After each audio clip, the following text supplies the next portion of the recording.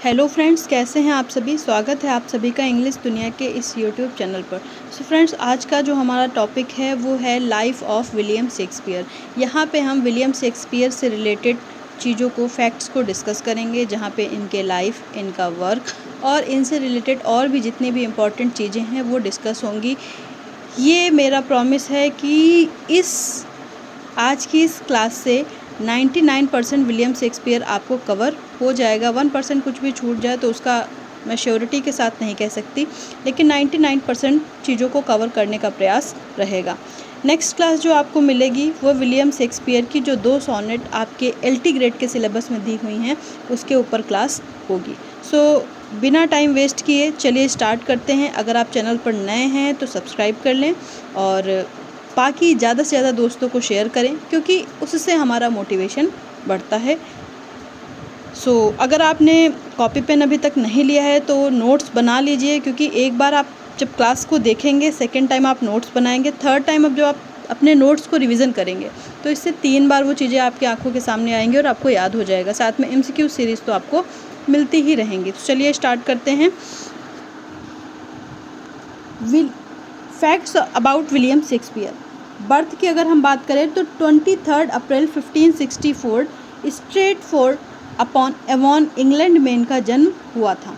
ठीक है, तो 23 अप्रैल जो है ये कई अलग अलग राइटर्स, अलग अलग लोग जो इनके ऊपर रिसर्चर्स रहे हैं, सबका मतलब कोई श्योरिटी नहीं है, कोई फिक्स डेट दी नहीं गई है। लेकिन अगर हम बात करें तो 26 अप्रैल को इनका नामकरण हुआ था। ठीक है, और वो जन्म के 3 दिन बाद होता है, तो उसके बेसिस पर ये आइडिया लगाया जाता है कि इनका जो बर्थ था वो 23 अप्रैल को हुआ था। कब हुआ था? 1564 को। डेथ की अगर बात करें तो जिस दिन इनका बर्थ हुआ था वही इनकी डेथ की भी डेट थी। 23 अप्रैल 1616 को इनकी डेथ हुई थी। कहाँ पे हुई थी? स्ट्रेटफोर्ड अपॉन एवॉन में। Known as the bard of Avon, इनको बार्ड ऑफ एवॉन के नाम से भी जाना जाता है। इंपॉर्टेंट है, याद रखिएगा, ये MCQs में पूछ लिया जाता है। Widely regarded as the greatest playwright in English literature, इनको इंग्लिश लिटरेचर में बहुत ही महान प्ले राइट के रूप में भी जाना जाता है। ही रोड 154 सोनेट एंड 39 प्लेस, इन्होंने 154 यानी 154 सोनेट्स लिखी हुई हैं और 39 प्लेस लिखे हैं। जो इनके प्लेस हैं इसमें कॉमेडीज़ हैं, ट्रेजिडीज़ हैं, हिस्ट्रीज़ हैं और रोमांसेस हैं। इन सभी टॉपिक्स के ऊपर इन्होंने अपने ड्रामा को लिखा हुआ है। His works are translated into every major language and performed more than any other playwright. इनकी जो वर्क हैं वो लगभग सभी भाषाओं में ट्रांसलेटेड है, यहाँ तक कि जो ट्राइबल लैंग्वेजेस हैं उनमें भी ट्रांसलेटेड हैं और performed more than any other playwright. बाकी प्लेराइट के लिखे हुए प्लेस से इनके जो प्लेस हैं वो ज़्यादा स्टेज परफॉर्मेंस किए गए हैं। Member of Lord Chamberlain's Men acting company या लेटर किंग्समैन, ये पूछा जाता है कि ये किस कंपनी के मेंबर थे। तो किंग्समैन और उसका पहला जो नाम था लॉर्ड कैम्बरलिन मेंस एक्टिंग कंपनी, इसके ये सदस्य थे। और इनका जो थिएटर था जिसमें ये वर्क करते थे, ग्लोब थिएटर नाम था उसका। ठीक है, वो याद रखिएगा। शेक्सपियर्स फैमिली, अगर इनके परिवार की बात करें तो इनके पेरेंट जॉन शेक्सपियर इनके फादर का नाम था, जो कि एक ग्लव मेकर थे। मैरी आर्डन की मदर का नाम था, जो कि एक वेल्दी लैंड ओनर की डॉटर थी। वाइफ की बात करें तो एन हैथवे इनकी वाइफ थी, जो कि इनसे 8 साल एज में 8 साल बड़ी थी। शेक्सपियर मैरिड हर इन 1582 में इन्होंने शादी की थी।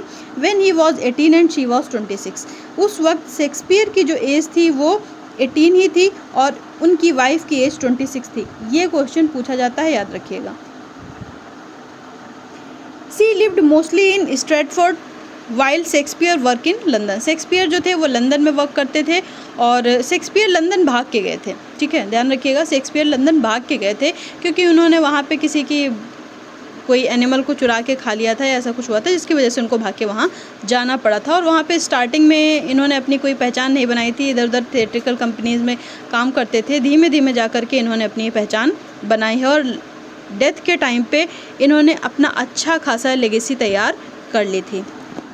चिल्ड्रन की अगर हम बात करें तो इनके जो चिल्ड्रन थे 3 चिल्ड्रंस थे, जिसमें पहली डॉटर थी सुसाना हॉल, ठीक है, और सेकंड थे हैमलेट शेक्सपियर, इनके सन थे जो कि ट्विंस का जन्म होता, मतलब 2 बच्चों का जन्म हुआ था। उनमें से ये जो लड़का था उसकी डेथ हो गई थी, डाइड यंग एट एज 11 साल की उम्र में इनकी डेथ हो गई थी। दूसरी जुड़वा डॉटर थी जुडिथ, ठीक है, तो जो जुडिथ थी ये हैमलेट की ट्विन सिस्टर थी, और शेक्सपियर के कोई भी, क्योंकि अब इनके जो मेल हेयर था उसकी तो डेथ हो चुकी थी, तो इसलिए इनकी प्रॉपर्टी का यहीं से, मतलब शेक्सपियर की डेथ के साथ, उनकी वाइफ की डेथ के साथ इनका पूरा लेगेसी ख़त्म हो जाती है, क्योंकि सिर्फ उनके वर्क्स जो बचते हैं वही उनकी पहचान है, वही उन्हीं से आज हम उनको जानते हैं। Family life notes after Hamlet, this Shakespeare left no male है, his direct family line ended in 17th century, तो फैमिली लाइन इनकी 17th सेंचुरी में ख़त्म हो जाती है। Shakespeare spent his later year in Stratford with and family at New Place, his large house, एक बड़ा सा बंगला था, उसमें इन्होंने लेटर ईयर अपनी वाइफ के साथ स्पेंड किया। लिटरेरी एरा, माना जाता है कि डार्क लेडी नाम की महिला थी जिनसे इनका एक्स्ट्रा मैरिटल अफेयर था, ठीक है, और इनकी जो सोनेट्स हैं 127 से लेकर के 152 तक वो डार्क लेडी को डेडिकेटेड हैं, जिसमें 138 जो आपके सिलेबस में है, ऐसा कोई रिटन प्रूफ नहीं है, लेकिन माना जाता है कि वो भी डार्क लेडी को डेडिकेटेड है।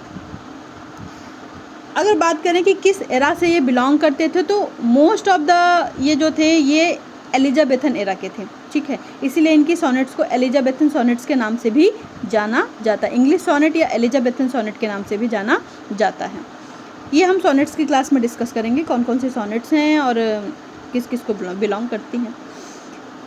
एलिजाबेथन एज की अगर बात करें, क्वेश्चन आता है कि एलिजाबेथन एज कब से कब तक चला। जो लिटरेरी एज है वो डिस्कस करेंगे अगली क्लास में, मतलब नेक्स्ट आने वाली क्लासेस में डिस्कस होगा। 1558 से 1603 तक चलता है एलिजाबेथन टाइम पीरियड।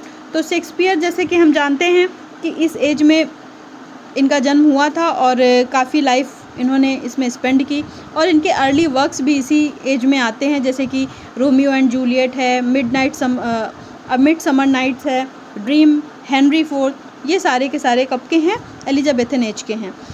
उसके आगे चलता है जैकोबियन एज, इसका टाइम पीरियड भी पूछा जाता है 1603 से 1625 तक। तो जैसा कि आपको पता है कि 1616 में शेक्सपियर की डेथ होती है, तो कुछ साल ये जैकोबियन पीरियड में भी रहते हैं और अपने कुछ वर्क लिखते हैं जो कि इनके लेटर वर्क में आ जाता है, जैसे कि Hamlet, Othello, King लियर, Macbeth. He bridge the renaissance humanist spirit with dramatic art. अगर हम मेजर वर्क की इनके बात करें तो ट्रेजेडीज़, तो इन्होंने कई सारी ट्रेजेडीज़ लिखी हैं, जिनमें से Hamlet, Macbeth, Othello, King Lear, Romeo and Juliet, Julius Caesar, Antony and Cleopatra, ये सभी क्या हैं, ट्रेजेडीज़ हैं। उसके बाद अगर हम कॉमेडीज़ की बात करें तो Midsummer Night Dream, Twelfth Night, ये कॉमेडी है। As You Like It, The Merchant of Venice, ये तो एक ट्रेजिक कॉमेडी है, क्योंकि लिख रहे थे कॉमेडी, बीच में बन गए ट्रेजिडी, तो बन गई ट्रेजिक कॉमेडी। इस पर इनको कमेंट भी मिलता है शेक्सपियर को। मच अडू अबाउट नथिंग, ठीक है, ये इनकी कॉमेडी है। द टेम्पेस्ट, ये भी इनकी एक आल्सो कंसिडर रोमांस, इसको रोमांस भी कंसिडर किया जाता है।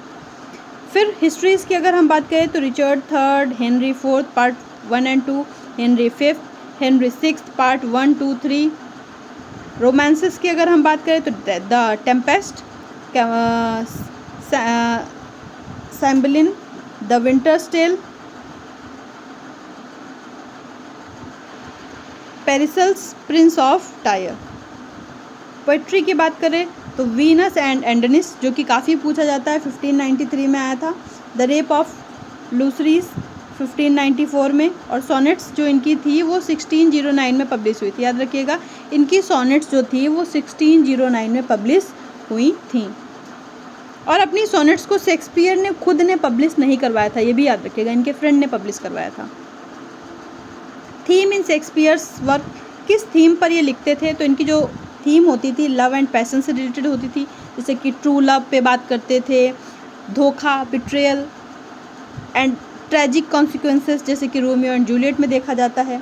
पावर एंड एम्बिशन की बात करते हैं, करप्शन, डाउनफॉल एंड फेट, भाग्य से रिलेटेड, जैसे कि मैकबेथ में दिखाया गया है कि कैसे वो मैकबेथ अपने ही किंग को मार देता है, किस लिए, पावर की चाह में। भाग्य की भी बातें डिस्कस की गई हैं। जूलियस सीजर में देखा गया है पावर से रिलेटेड चीज़ें। Revenge and justice, conflicted morality, Hamlet में जैसे कि देखा गया है क्या, रिवेंज की बात की गई है। फेट वर्सेस फ्री विल, भाग्य और साथ में free will. Character struggle against destiny, इनके कैरेक्टर्स को किस्मत के अगेंस्ट स्ट्रगल करते देखा गया है। अपीयरेंस वर्सेस रियलिटी, डिस्कसेस मतलब भेस बदलना, जैसा कि आप 12th नाइट में देख सकते हो इनके कि, और साथ में मर्चेंट ऑफ वेनिस में भी पोर्शिया ने एक मेल लॉयर का रूप लिया था। डिसेप्शन, धोखा, मिस्टेकन आइडेंटिटी, पहचान को गलत पहचानना, इस टाइप से, जैसे कि 12th नाइट, ओथेलो, इन सब में आप देख सकते हो। Human nature, explored jealousy, greed, mercy, compassion, ये सारे ह्यूमन नेचर्स को इन्होंने अपने प्लेज में डिस्कस किया है। Kingship and order, specially in histories, exploring legitimacy and power struggle, ये सारी चीज़ें इनके प्लेज में हम एज अ थीम देख सकते हैं। इन्हीं थीम पर ही अपने प्लेज, अपनी पोएट्रीज को लिखते हैं। स्टाइल ऑफ शेक्सपियर की अगर स्टाइल की बात करें तो इनकी लैंग्वेज पर तो इनकी मास्टरी थी। मॉडर्न इंग्लिश के आज जो हम वर्ड इस्तेमाल करते हैं, यूज़ करते हैं, वो वर्ड हमें कहाँ से मिले, 1700 प्लस वर्ड्स विलियम शेक्सपियर की देन हैं, ठीक है, विलियम शेक्सपियर के द्वारा दिए गए हैं। जैसे कि अगर हम बात करें, बेडरूम है, लोनली है, स्वैगर है, फैशनेबल है, तो ये सारे किसने दिए हैं, विलियम शेक्सपियर के दिए हुए वर्ड्स हैं। साथ में phrases like break the ice, wild goose chase, इस तरह के कई सारे फ्रेजेस भी इन्होंने दिए हैं। Blank verse road primarily in iambic pentameter unrhymed lines, ज़्यादातर इनका जो रिटन वर्क होता था वो प्राइमरली इन आयम्बिक पेंटामीटर में होता था। सॉलिलोक्वी का प्रयोग करते थे ये अपने राइटिंग्स में। Famous for deep psychological insight through characters, monologues, to be not to be in Hamlet. Imagery and symbolism, काफ़ी ज़्यादा इमेजरी का, सिम्बल्स का यूज़ करते थे। Rich use of metaphor, simile, nature and classical allusions. Dramatic structure की बात करें, mix of prose and words, comic relief in tragedies, subplots, enhancing main themes. Universal characters, timeless human emotion, making plays relevant even today, आज भी इनके जो pledge हैं वो relevant है, आज के समय से भी हम टाइमलेस थे, मतलब कि आज के समय में भी हम उनको फील कर सकते हैं।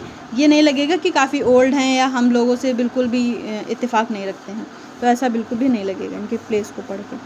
अगर इनकी सोनेट्स के डेडिकेशन की बात करें तो इनकी जो सोनेट्स थी 154 पूरी ये किसको डेडिकेटेड थी। फर्स्ट अगर हम बात करें तो सोनेट नंबर 1 to 126 डेडिकेटेड थी फेयर यूथ को, ठीक है। अब ये फेयर यूथ में कौन आ जाते थे, ऐसा माना जाता है साउथहैम्पटन और हर्बर्ट नाम के व्यक्ति थे। कौन थे ये, कहाँ से थे, ऐसा कुछ भी क्लियर नहीं है। इनको माना जाता है कि ये यहाँ से थे। थीम की अगर हम बात करें, beauty, time, mortality, love, betrayal, इन सभी थीम पर इन्होंने वर्क किया हुआ है। नेक्स्ट है 127 से लेकर के 152 तक की जो इनकी सोनेट्स थी वो डार्क लेडी को डेडिकेटेड थी। ये एक मिस्टीरियस लेडी थी, मल्टीपल अफेयर्स थे इसके, और माना जाता है कि विलियम शेक्सपियर का भी इससे अफेयर था। Address to mysterious women with dark features, theme lust, infidelity, passion, guilt, इन सबसे रिलेटेड थीम इन पोएम्स में देखने को मिलते हैं। फिर उसके बाद दो मिस हो गई हैं। सोनेट नंबर 153 और 154 जो हैं वो किसको डेडिकेटेड हैं, लव गॉड क्यूपिड को, ठीक है, लव गॉड क्यूपिड को डेडिकेटेड हैं।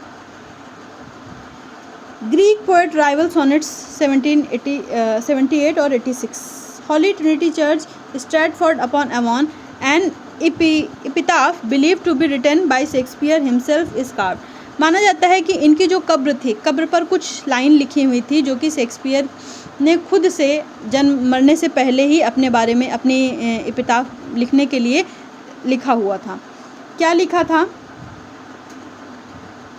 Good friend for Jesus sake forbear to dig the dust enclosed here blessed to be the man, यहाँ से याद रखिएगा, इंपॉर्टेंट है, पूछा जाता है। Blessed be the man that spare these stones and curse be he that moves my bone, कि उस आदमी को ये ब्लेस कर रहे हैं जो इनकी कब्र को कुछ भी छुएगा नहीं, ऐसे ही पड़े रहने देगा, लेकिन जिस किसी ने भी इनकी कब्र को खोदने की हिम्मत की तो उसको कर्ज लगेगा। तो माना जाता है कि शापित वर्ड्स हैं जो कि इनके उस पर लिखे हुए हैं। अलग अलग क्रिटिक्स ने अलग अलग बातें विलियम शेक्सपियर के बारे में कही हैं, कुछ ने अच्छी बातें कही हैं, कुछ ने बुरा बोला है, जिनमें से एन अपस्टार्ट क्रो की अगर बात करें, an upstart crow beautified with our features. देखिए क्योंकि विलियम शेक्सपियर ने कोई भी यूनिवर्सिटी एजुकेशन नहीं ली थी, इनकी जो बेसिक एजुकेशन थी, स्कूल एजुकेशन थी, वही हुई थी, जिसकी वजह से रॉबर्ट ग्रीन का मानना था कि ये हम लोगों को देख करके बिना किसी यूनिवर्सिटी एजुकेशन के इतनी सारी लैंग्वेजेस पर मास्टरी होना, इतने सारे न्यू वर्ड्स देना, इतना सब कुछ लिखना कैसे पॉसिबल है। इसलिए इन्होंने कहा कि विलियम शेक्सपियर ने अपने पहले के जो राइटर्स थे उनको देख करके उनकी कॉपी की है, उनके पद चिन्हों पर चल करके ये सारा कुछ अचीव किया है, उनको देख देख करके, उनकी कॉपी कर करके। तो इसीलिए इनको क्या कहा गया, एन अपस्टार्ट क्रो कहा गया। किसके द्वारा? रॉबर्ट ग्रीन के द्वारा कहा गया है। ये इंपॉर्टेंट है, याद रखिएगा, आता है। That with his tiger's heart wrapped in a play hide suppose he is as well able to be bombast out a blank verse as the best of you, Robert Greene. फिर Ben Jonson ने इनके लिए कहा है, he was not of an age but for all time. Shakespeare क्या किसी as को belong नहीं करते हैं, बल्कि हर ऑल टाइम, सारे समय में ही ये अब इनके जो वर्क्स हैं वो हर समय में एडमायर किए जाते हैं। तो ये किसका कहना है? बेन जॉनसन का कहना है, जो कि एक प्ले राइट हैं, हिज कंटेम्प्रेरी। जॉन ड्रिडन की अगर हम बात करें तो ड्रिडन ने इनके बारे में कहा है, जो कि एक जॉन ड्रिडन जो थे रेस्टोरेशन क्रिटिक थे।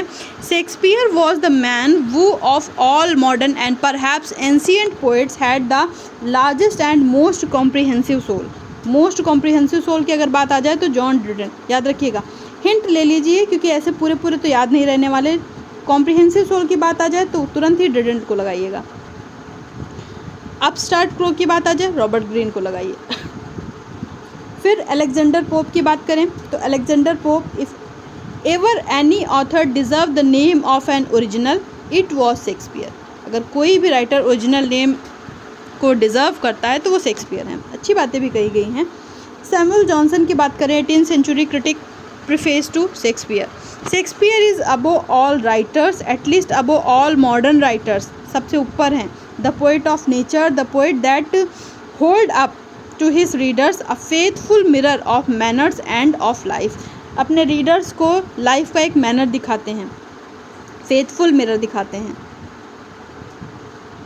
विलियम हैजलिट, अगर हम क्रिटिक्स की बात करें और विलियम हैजलिट की बात ना करें तो फिर हमने क्रिटिक्स के बारे में पढ़ा ही नहीं। विलियम हैजलिट बहुत ही इंपॉर्टेंट है, याद रखिएगा, बहुत सारा इनसे रिलेटेड क्वेश्चन पूछा जाता है। रोमांटिक क्रिटिक हैं एक। Shakespeare is the only author who is never tedious in his repetition. इन्होंने कहा है कि रिपीटेशन करने में कभी भी थकते नहीं थे। He is the greatest poet that ever lived, और साथ में ये भी कहा है कि एक ग्रेटेस्ट पोएट थे। His place are properly expression of the passion. Coleridge की बात करें, जो कि एक रोमांटिक क्रिटिक हैं। Shakespeare is of no age, he is for all time. Shakespeare all time के लिए हैं। In Shakespeare's dramas the character is the subplot. Matthew Arnold की बात करें, जो कि विक्टोरियन क्रिटिक हैं। ये जो टाइम पीरियड है, याद रखिएगा, हम पढ़ाएंगे आपको। Shakespeare is the most important poet in the world, the greatest intellect. T S. Eliot की बात करें, जो कि एक मॉडर्न क्रिटिक हैं। ऑन हैमलेट पे इन्होंने कमेंट किया है, the play is most certainly an artistic failure. उसको एक आर्टिस्टिक फेलर कह करके बुलाया, किसने? टी.एस. इलियट ने। दो ही स्टिल एडमायर्ड शेक्सपियर, उसके बाद भी ये शेक्सपियर की तारीफ करते हैं। हैरोल्ड ब्लूम की बात करें, जो कि एक 20th सेंचुरी के क्रिटिक थे।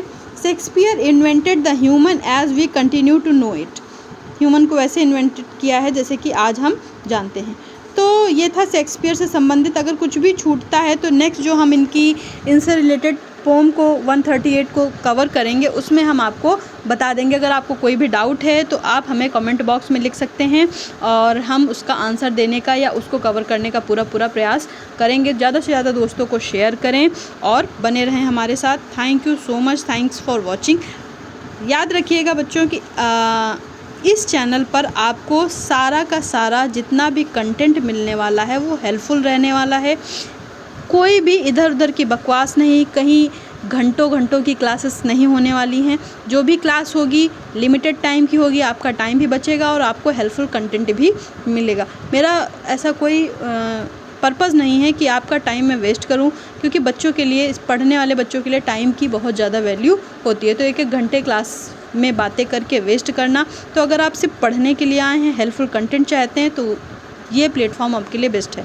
लेकिन अगर आपको बहुत सारी गॉसिप्स करनी है तो शायद ये चैनल आपके लिए बना नहीं है। So thank you so much.